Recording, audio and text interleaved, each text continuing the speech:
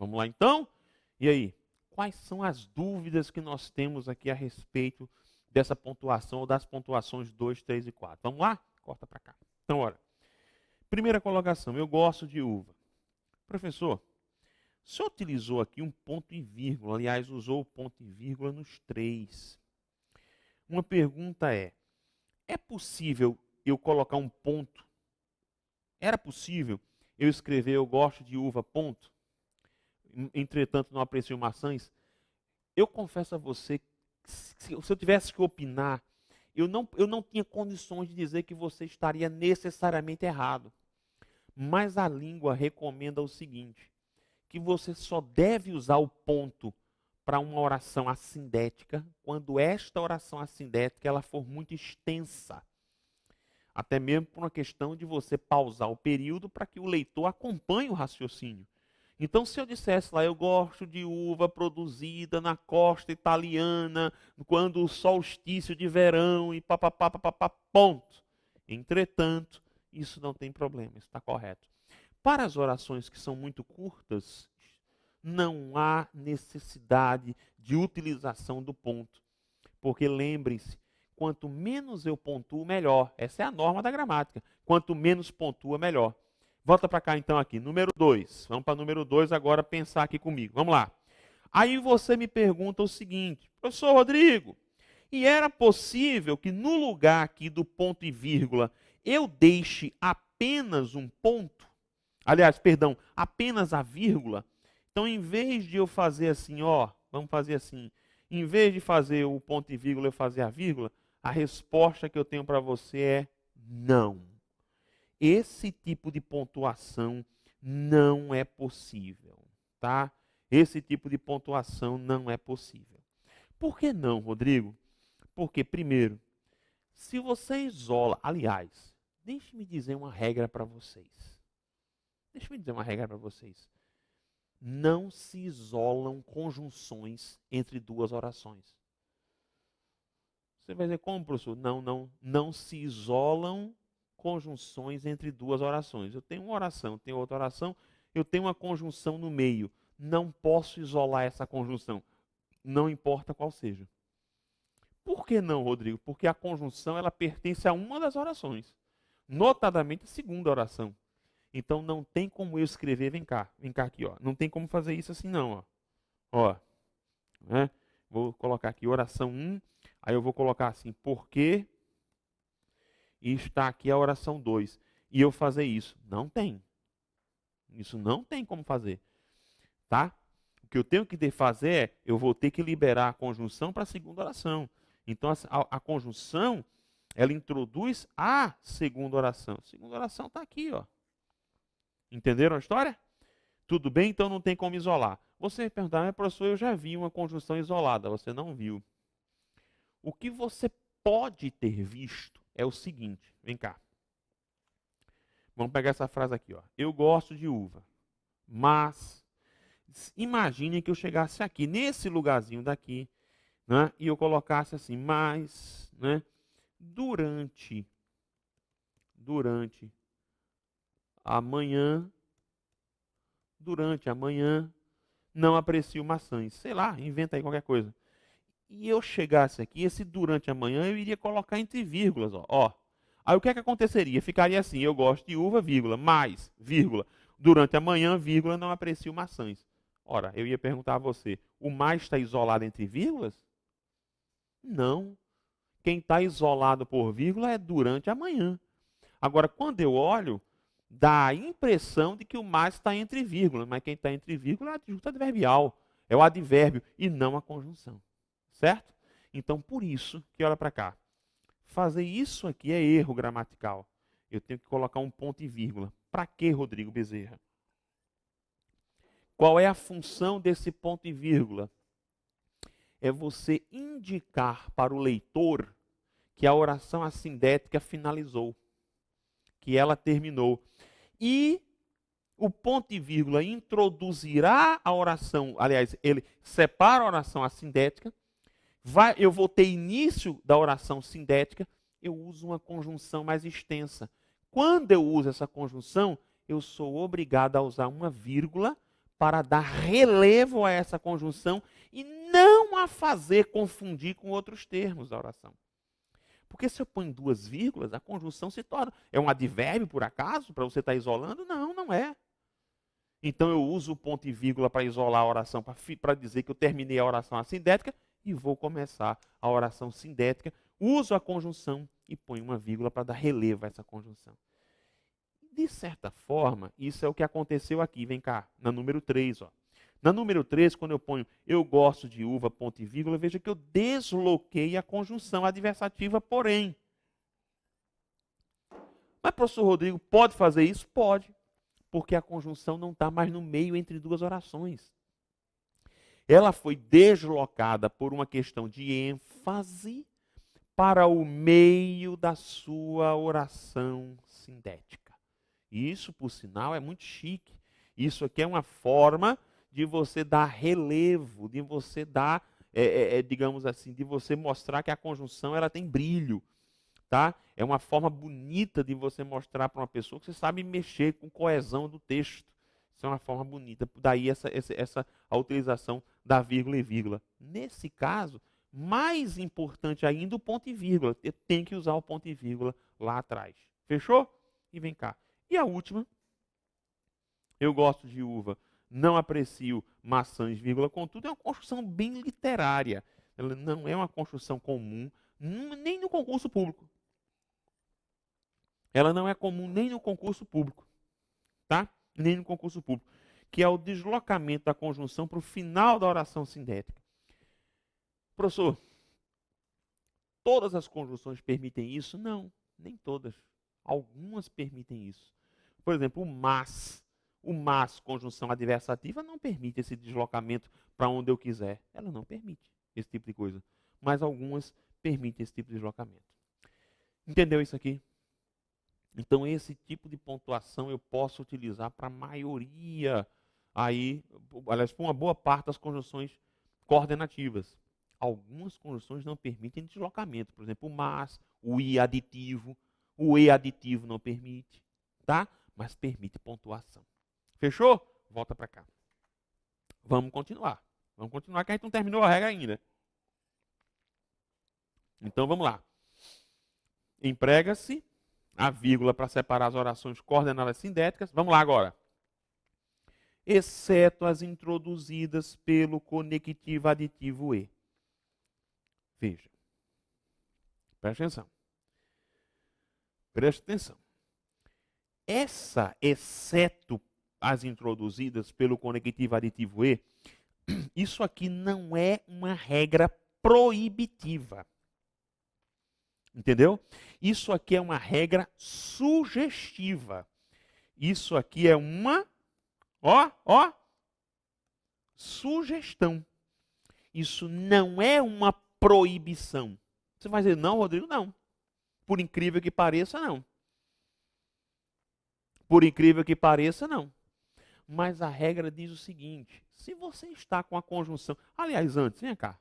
Vamos logo fechar isso aqui. Vem cá. As duas janelas estavam cerradas. Olha aqui, ó, vírgula, mas, a gente acabou de falar. Não frequentava botequins, vírgula, nem fazia noitadas. Né? Nem fazia noitadas. Muito bem. Então a regra está aqui. Certo? A regra está aqui. Professor, se eu estivesse trabalhando com o e aditivo, você poderia usar essa daqui. Ó. Isso aqui é a regra. Tá? Essa é a regra geral. A gente acabou de falar. Inclusive para as aditivas. Aí vamos lá agora. Vamos lá. É obrigatório o uso da vírgula antes do e aditivo quando esta conjunção ligar orações que apresentam sujeitos diferentes. Galera, isso é uma recomendação da gramática. Qual o detalhe, professor Rodrigo? Você vai dizer, qual o detalhe, professor Rodrigo? É que nem todas as bancas pensam assim. Nem todas as bancas pensam assim. Veja só, então, Rodrigo, vamos desenhar a coisa. Preste bem atenção, olha para cá. Esse exemplo que você está vendo aqui, eu vou usar uma cor diferente. Esse exemplo que você está usando aqui é da FCC. É da FCC. Tá? Fundação Carlos Chagas, numa prova que eles aplicaram para o TRF da primeira região. Veja, eu queria que você percebesse o uso dessa vírgula que está aqui, ó, depois de quisesse, e antes do E. Por que essa vírgula está aí antes do E? Responda. Vamos ler. Sendo um dos mais preparados, se não o mais competente, começou dizendo que cada um dos que ali estavam tinha condições de chegar onde quisesse. Vejam, ó, cada um daqueles é um sujeito, tá? Cada um daqueles tinha condições de chegar onde quisesse. Agora veja, e que as metas pessoais é outro sujeito, vamos chamar de sujeito 2, aqui de sujeito 1, poderiam ser manifestadas ali a pouco. Veja que a banca utilizou a vírgula antes do E. Por quê, Rodrigo? Justamente porque o E está coordenando orações sindéticas, aditivas, que apresentam sujeitos diferentes. A FCC está cumprindo o que manda a norma gramatical que diz que é obrigatório o emprego da vírgula. Só que vamos continuar. Vejam esse exemplo aqui agora. Vamos lá. Vamos lá. Pintor e desenhista, Van Gogh compôs... vamos ver para a questão aqui. Vamos lá. Está correto o que se afirma sobre um segmento do texto. Vamos lá. No segmento, influenciou direta ou indiretamente a produção de sucessivas gerações de artistas, presta atenção, vírgula, e a vírgula empregada imediatamente após artistas não pode ser suprimida. Não pode ser suprimida. Vamos dar uma olhadinha lá. Que é essa vírgula aqui, ó, que está aqui, antes do E. Ele diz que não pode ser suprimida. Vamos ver se pode. Pintor e desenhista, Van Gogh. Você vê que aqui tem um aposto, viu, gente? Ó, pintor e desenhista, vírgula, isso é aposto, viu? Van Gogh compôs um dos mais renomados conjuntos de obra de arte. Quem foi que compôs? Van Gogh. De arte do acervo da história das artes plásticas mundiais. Influenciou. Quem foi que influenciou? Van Gogh. Influenciou, direto ou indiretamente, a produção de sucessivas gerações de artistas.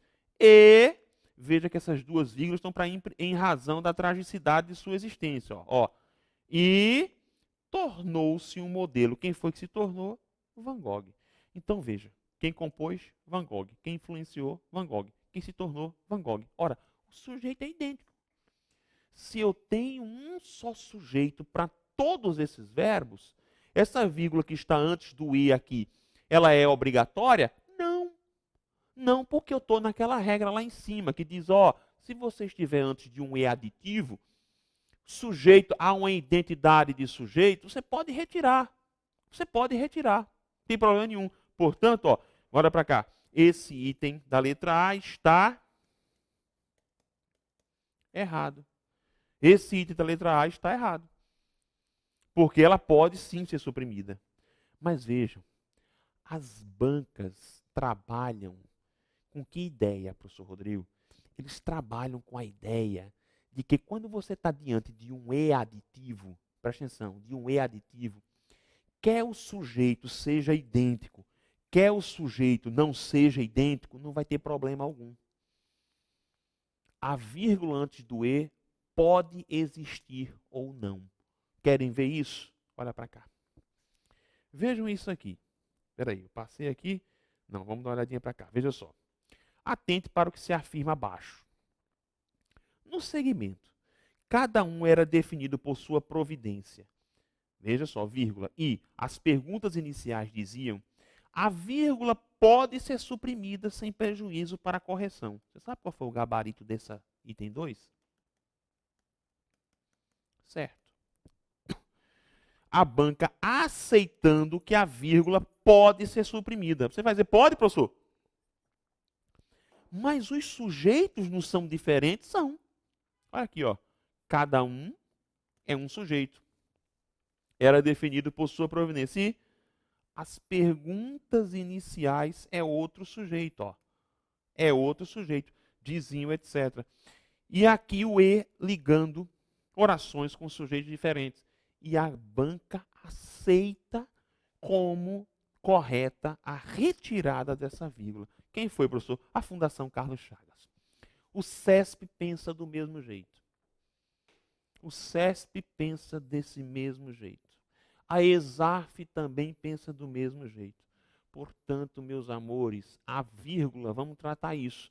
A vírgula antes de um E aditivo para o seu concurso, quer os sujeitos sejam idênticos, quer haja divergência, diferenciação de sujeito, a vírgula antes desse E é facultativa. Pelo menos é assim que as bancas têm considerado. Fechou isso aqui? Numa boa? Gravou direitinho, então, né? A gente vai, como é que eu posso dizer a você? Caminhar mais um pouco agora. Mas eu confesso que a regra com que eu mais me preocupava era essa. Porque ela é cheia de detalhes. Combinado? Vem para cá. 3. Para separar orações subordinadas, adjetivas explicativas. Amor, eu não vou falar sobre isso, não. Não vou falar porque a gente falou sobre isso. Então não precisa nem graça, olha só. Aí, ó. Aquele olhar profundo, vírgula, que parecia despedir os fogos surdos de uma labareda oculta, vírgula, incutia nela um desassossego íntimo. Então tá aí a vírgula para a questão da oração adjetiva. Lembrando que quando eu estou tratando com oração adjetiva, se lembra daquela história do sentido, né? Oração adjetiva tem sentido com a questão de vírgula sem vírgula. Fechou? Olha para cá. 4. Opa, vamos parar um pouquinho aí. Também a última regra com que você tem que se preocupar. Tá?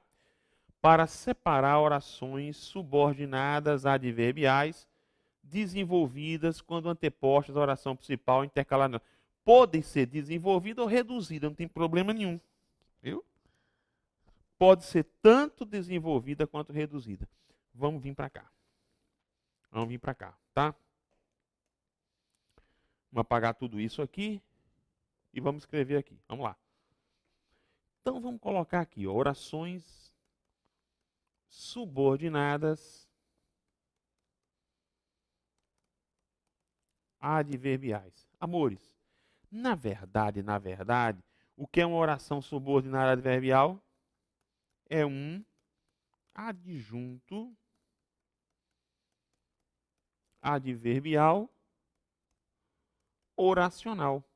Ou seja, é um adjunto adverbial em forma de oração. Então, é isso que é uma oração subordinada adverbial. Certo? Pois bem, essas orações subordinadas, elas podem aparecer em vários locais. Ora, se eu tenho uma oração subordinada, eu tenho uma oração principal. Então, vamos lá. Elas podem aparecer. Número 1. Antepostas à oração principal. Então, nesse caso, eu vou ter um comando. Certo? Número 2. Elas podem aparecer intercaladas na oração principal. E eu vou ter um comando. Tá? E 3, elas podem aparecer pospostas à oração principal. Pospostas à oração principal. E eu vou ter um comando. Então vamos lá, professor. Como é que o negócio vai funcionar aqui? Então vamos lá. Primeiro, antepostas à oração principal, eu vou ter uma virgulação obrigatória. Tá? Por que eu estou escrevendo virgulação? Porque só pode ser a vírgula. Eu não tenho outra opção de sinal de pontuação para isso, a não ser a vírgula. 2. Intercaladas na oração principal. Opa! Eu vou ter uma pontuação obrigatória. Você vai dizer agora, por que você escreveu pontuação, você não escreveu virgulação? Porque nesse caso, quando elas vêm intercaladas na oração principal, eu posso usar parênteses ou eu posso usar os travessões também. O mais comum, óbvio, são as vírgulas, mas eu poderia usar outra pontuação. E por fim, vem cá, pospostas à oração principal, eu vou ter uma virgulação facultativa. Ou seja, quando vier na ordem direta, a vírgula é facultativa. Então, vamos lá. Vamos dar uma olhadinha agora. Vamos lá. Primeiro exemplo. Prestem bem atenção. Ó. Logo que começou a revolver os papéis, vírgula. Professor, o que é isso? Logo que? É uma oração subordinada, adverbial, temporal. E ela está o que, professor Rodrigo? Ela está anteposta à oração principal. Oração principal está depois.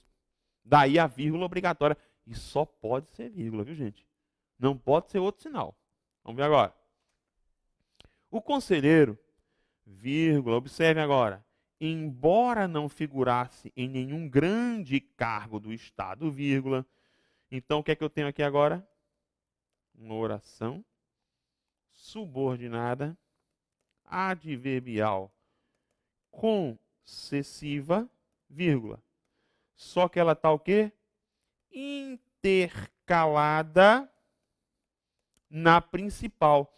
Veja que ela está no meio da oração principal. Quem é a oração principal, Rodrigo? O conselheiro ocupava elevado lugar na sociedade. Nesse caso, ó, eu poderia ter utilizado travessões, não é comum. Eu poderia ter utilizado os parênteses, não é comum. Mas ambas, ou aliás, todas essas pontuações estariam e são absolutamente corretas. Fechou? Então, presta bem atenção quando a gente tratar de oração adverbial. Porque, ó, a próxima regra envolve a adverbial também. Olha para cá. Para separar orações. Agora veja. Reduzidas. Adverbiais e adjetivas.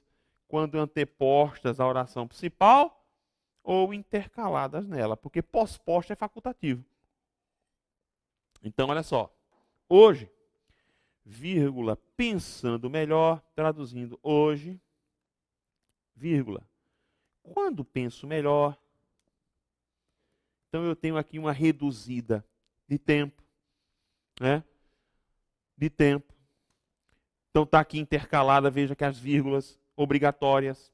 Acabada a balada, ou seja, quando a balada acabou, seja um adverbial anteposta, reduzida aqui no particípio, para o particípio, e aqui em cima para o gerúndio. Certo? É a mesma regra, gente, porque nós passamos.